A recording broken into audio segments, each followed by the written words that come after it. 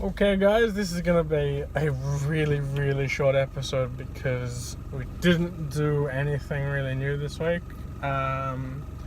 We're still, as in the beginners, are still working mainly in the ring, on the basics again, making sure that we get that right, and also going into the ring, going into the ropes and really learning that. Also taking a higher bump, so instead of from a squat and going down into a bump, it's more an airborne bump where you lift your knees up actively before you fall back.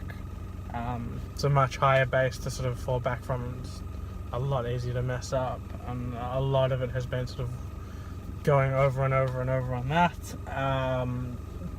The past week has been really low on numbers, which is a real shame. On Sunday we only had 2 people from the beginners. Today was a lot better. We had numbers back up to 5, but the issue is now we're getting to a point where if someone's not coming to one of the trainings, it means that we're almost going, like, we can't go forward until they catch up to where we are at. And there's a few guys at different positions now in the course in terms of what they're learning, so if someone comes on Sunday, it's almost not worth it to go on Wednesday, because you're going to be doing stuff that you already did because everyone else has to catch up to you. But look, Sunday was really good. It was because there was only 2 of us and 1 trainer. It was almost like a one-on-one. Sometimes it's just good to work on at least a personal level and get out a few kinks and really work at it. I'm really happy with where I'm at now. There's a few things that I need to fix up, and today was the first time we did to go against the ropes and then to take a bump in the center, and the timing of that was something new to work out, but nothing particularly interesting. No moves.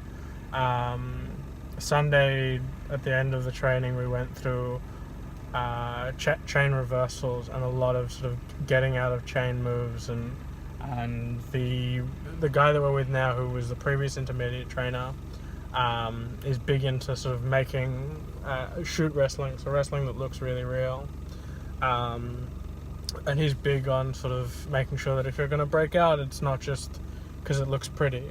You also want to make sure that you're breaking the hold properly, and that was kind of cool to get shown how you actually sort of maneuver to get out of certain submissions, sort of wrist lock, waist lock, hammer lock, headlock sort of things, how you jockey for position during those times. But look, that was really it. It was a really light week in terms of new content, a lot of revision, a lot of catching up for guys that hadn't been there in the past few sessions, because the sessions have been quite small, especially for the size of the class. But look, it's been great. Still enjoying it, still working on it, getting to work on a more personal level with a new trainer. It's good fun. But again, this is going to be a short week because, again, there's not much new to say. And I think as we start going forward, it's going to be a lot more shorter, because it's there's not as much new stuff that we'll be learning until we get to some of the other moves. But there's a certain level that we have to reach, and I think doing the bumps and doing the front flip bump as well, or the salter as it's called, are 2 things we're going to have to get perfected in the ring before we start learning new moves. I know the intermediate class has started working on proper moves, like I think they were working the other week on power bombs and stuff like that, and they're really learning that, which looks like so much fun. But at the moment we're not even close to being ready for that. But yeah, that's it for this week's episode. Next week will be another week. Hopefully we won't just be doing repetition, but you never know. Alright, see ya.